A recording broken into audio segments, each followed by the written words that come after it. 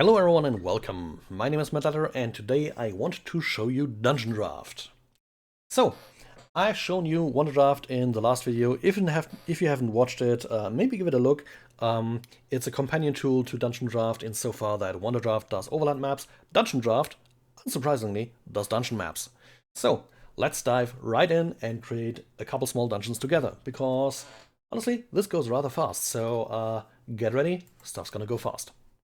We're going to create a new map. It asks you your map size, a template you may have in mind. Let's go with the standard for now. Hit OK. That's it. We have a wonderful small map here, and we want to, well, paint stuff in. You have different tools here. You have the design tools. They allow you to create caves, portals, walls, floors.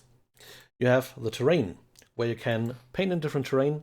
This is where we're going to start with. You can create water, you have a materials brush that's a bit more specific, and you have paths. Then you have the objects. I'm going to show all of this in detail, by the way, of course, which allow you to place a lot of different objects depending on what you need. A lot of them, actually all of them, are sorted by a whole bunch of a tag system and kind of like a pre-made grouping of tags. And a scatter tool, which is similar to the object tool, but allows you to scatter things around. You have an effects tool for lighting, for the environment, and a whole bunch of settings. We're going to start simple. We, first of all, want to paint in our terrain. So we head over to the terrain brush. And right now we have 4 different terrains available we can paint in. We can always select what the base terrain is. So the button on the right here allows you to select from the library of available stuff. We're going to go with grass. There we go. We have grass map. We take the second one. We want moss here. Let's go ahead. Big brush size, low intensity, click and hold, slowly move it about. And we're creating a different kind of look here. Easy as pie. Let's reduce the size and just move the mouse around somewhat fast. Creates this small pocket here and there. Now the same in reverse. And there we go. With a couple clicks, we already have a bit of a more interesting looking map. Now, we may want a third and fourth terrain. Let's decide now what we're going to do. We're going to do a small woodland cabin. Just something where a couple people live, maybe a couple bandits hide out, stuff like that. So, let's say we want dirt as well. High intensity, low brush size, and then a couple dirt patches here and there. Once again, that helps give the map some believability. We can always swap around and see maybe dry grass works better. Actually, it looks pretty good. Let's leave it like that. And then, well, for now, let's go and actually build the building. For that, we go over to the design tool. We go to the floor shape tool. And in the floor shape tool, we have various floor types to choose from. We're going to stick with wooden. We can give them a specific color. And then we have different types of walls. You can see them previewed in the top. We want right now, yes, say a cobbled building. A rather rustic kind of forest hut. So let's zoom in. We're gonna click and drag, make ourselves a 10 by 6 room here, and then add some more here. 7 by 6. Let's make it 8 by 6. And it merges. There we go. We have a nice big cabin. Now, to subdivide the whole thing, we're gonna have to go over to the wall tool. And by the way, in the floor shape tool, you can also do round ones, in case you want to. And you can create, let's actually do that real quick. Custom shapes. And always with right click, if you have a custom shape tool, you end where you are and it'll work through it. Oh no, actually not with this tool. With this tool you need to finalize it and go back to the start point. My bad, sorry about that. So, there we go. Let's go ahead and go over to the wall tool. We're gonna select the wall again, we want cobbles once again, and then, well, we can create subdivisions. Let's say down here is kitchen and stuff like that. We have a main room that's gonna be here for the most part. So let's go ahead, put that like that. There we go. This is our main room. Then we have a kind of a storage room. And this here would be Let's actually subdivide this a little bit further. Different sleeping chambers and a workspace of sorts. Easy as pie. You just click, and with a right click, you finalize the wall construction. Now we want portals. Portals are just doors and windows. There's different styles to choose from. Choose whatever suits you. I'm just gonna stick one door type and stick with it. And right now you can see it basically locks to hop steps along the wall. Let's say we want the main entrance here. And then on the inside, this is our storage room. Let's put the entrance here, one here and here, here and here. Nice. And then we want one to the kitchen. For the kitchen, let's actually just take a threshold. There we go. It's just an open room of sorts. And that is, well, portals. We now have doors. Simple as that. Now we want to actually go ahead and place objects inside. We're gonna take the objects tool and we're gonna start looking for what we need. Say we start with beds. One of the tags here. Just click it, it'll show all the available things. Now let's just choose a single bed. And what we're gonna do for that is deactivate snapping, because now we can place it much more custom, much more specific. So you see the color here and the color in the world map doesn't quite align. That's because some icons are colorable. You can select a custom color, for example, say dark bluish. There we go. And now we just place them, we rotate them with a mouse wheel, a second one here, and then the parents' bedroom. There we go. We have a family of 4, 2 young adults and parents, of course. And if we consider, for example, the bed here too small, I can always undo and then just increase the size, holding Alt, moving up, just so that it's a bit of a bigger bed. There we go. May not quite fit here, a bit large, but hey, whatever. Actually, let's go ahead and place it up here. That looks a lot better, than the door can actually open properly. So, yeah, and now we just start filling, you know, what does this need? So we have our storage room. There is a crate tag. So let's go back to a scale of exactly 1 and then just place crates. And as you can see, it automatically places the crates on top of one another, depending on options you choose. So right now, for example, let's place these here, multiple layers on top of each other. Yeah, that's looking nice. And say we want actually kind of something below. Let's demonstrate that with a table. Of course, the people here, they want to eat, so let's go ahead, set up a small table around about here. And then we want some chairs, just the chair tag.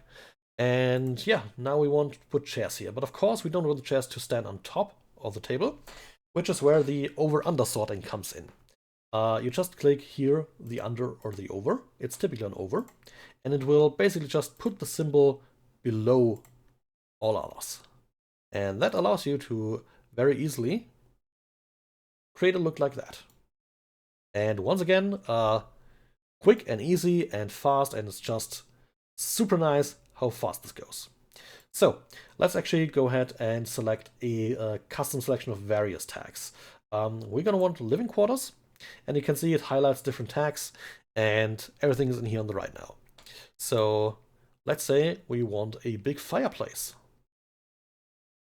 There we go, we have a fireplace. Let's add a rug of sorts, a big one. And make this one brown. There we go.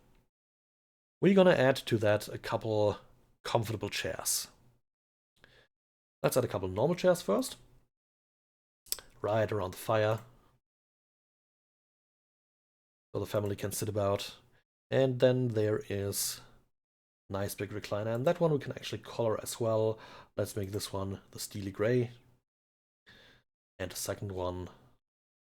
And just because we can, let's give them an ottoman each. Just to put up your legs. Nice. Okay, so we have all of that set. Now let's consider what else do we want here. we could add a moose head on top of it. And let's just do that. There we go.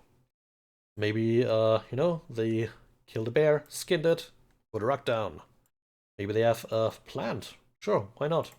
Put it in the corner. And just like that, you start creating a believable and quick set of, well, rooms. It is easy as that. You have to look around a bit at the start to see what is where, of course, you know, treasure chest. Let's put it in the parents' room or here along the wall. A grave, for example. Maybe someone died, you know. Put it down on the outside somewhere. Easily done. Let's pick that one. Add a headstone. An actual headstone. There we go. And yeah, just keep going. It is as easy as that. Once again, this tool is a lot more about making your way through all the icons, finding what you want, placing it where you want, and going from there. There's a lot of stuff available here. Again, just a whole lot of different things. For now though, this is our building. It's very roughly furnitured.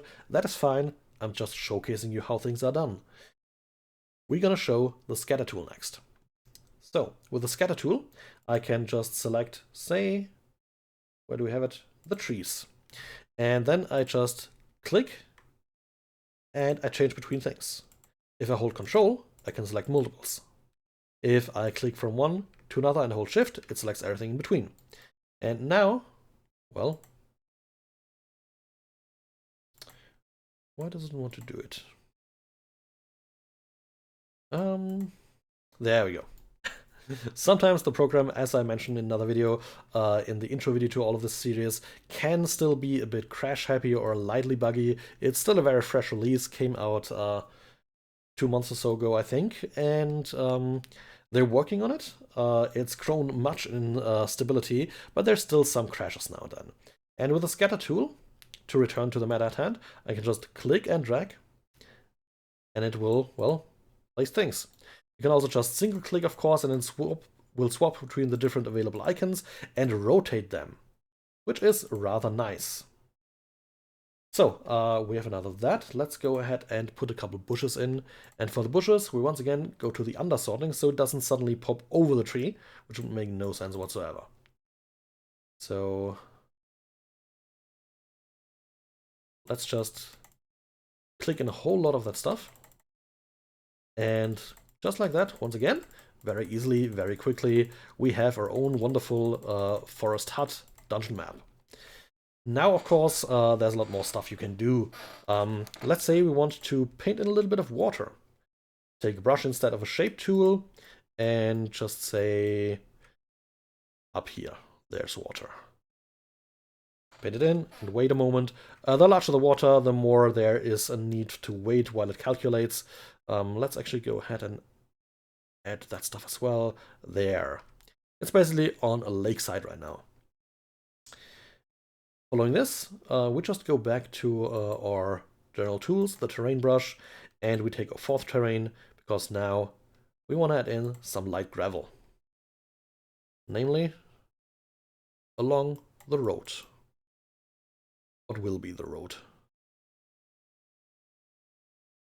And there you go.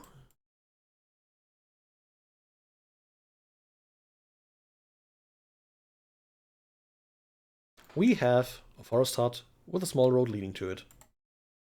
And once again, quick and easy. This map, if you don't take the time to explain, takes you maybe 5 to 10 minutes. If you're inexperienced, it can take you, of course, a lot longer, like up to half an hour, but you get used to it. You get to experience the program a lot more, and you go up in speed, and your players suddenly are like, hey, let's go into a random cave. Sure, take 5 minutes in Dungeon Draft and you have a cave. Want to see how? Well, let's do that. Let me first save this, because we're going to use that for when you set up Foundry. So call this Forest Hut. Sure. We want to do a cave now. So let's just click OK. And this time we start with a map wizard. So what does the map wizard do? It asks you, do you want to generate a dungeon or a cave? Let's say a cave. A boundary is how far away from the outside the program should start generating. Let's make it 3 tiles. Give it not much complexity, not much density, and then just hit generate. And we have a cave. Ta-da! Now, of course, we can finish that, and we can go back to our own design, get the cave brush out, and start working. You know, we want to hammer this out, add some more stuff, make this a bit of a bigger hall. There's some goblins in here. And yeah, just change it how you need it. And let's say down here is the cave entry and exit. So, we've shown a relatively simple forest map. What can you do with a cave? Well, there's a lot of stuff you can do. We can always paint in some water, like before, that is inside the cave. Let's make sure the goblins have something to drink. So just paint in a bit of water here. Looks nice, good stuff. And then let's actually go ahead to our environment and make sure the ambient light is fairly far down. There. It's wonderful and dark now. So let's say we look into our objects and we're gonna look for lighting. There we go. Let's put down a campfire here, and then a bunch of small candles. One here, make it a trio here. And then we go back to our effects. We can get the light tool, and you can already see dynamic lighting. So let's go ahead. Very small range, very low intensity, and make it actual reddish fire tone. Something like that. Something that fits a candle. So here we go. Another one here. And lights are additive, as you can see. And of course we want a much bigger one for the fire here, much more intense as well. And now we have a wonderful, wonderful stark contrast between, you know, the approach to the cave and the cave itself. Of course, like before, we want to add stuff to it. Just objects. We're looking for camp. Add some very, very basic bedrolls and the like, you know. Maybe it's not goblins, maybe it's bandits living here. Who knows? There's options. Couple tents, make it a big one in here in the back. Maybe for the leader, whoever that is. Hammock, even. And yeah, just like that. Add some clutter, you know, make it a bit more interesting. Some stones here and there. There already looks nicer. There's some actual rocks that have a bit of a different look. There we go. Just like that. There is somewhere there's mushrooms. Let's actually go ahead, nature. Oh yeah, there's also spider eggs, of course. And spider nests. And I cannot find. Oh, there they are. There are the mushrooms. And once again, mushrooms are colorable, so make a couple purple ones. There we go. And again, that is stuff you don't need to do. If you have the time, of course, I guess players and other people will appreciate it when they see it. But generally speaking, it's always a question of how much details do you want, do you need, compared to, of course, what else do you want to do? So, it's a situation where your players are like, yeah, we're gonna explore that cave now, and you're like, sure, give me 5 minutes, and you just hit the generate button, you carve out some additional stuff, map done, cave done, let's go, kill goblins. Easily done. Same, you just saw the house, takes a couple minutes. And the more, of course, training you get, the faster you can become, the more it can become fun. And very quickly, with that entire thing, you can just start creating very elaborate kind of maps that convey different feelings. Sorry, excuse me. That convey different feelings, that convey different messages just by the environmental storytelling. There's just so much stuff you can do with such very, very simple options, of course. Like here, just add in a small waterfall, you know?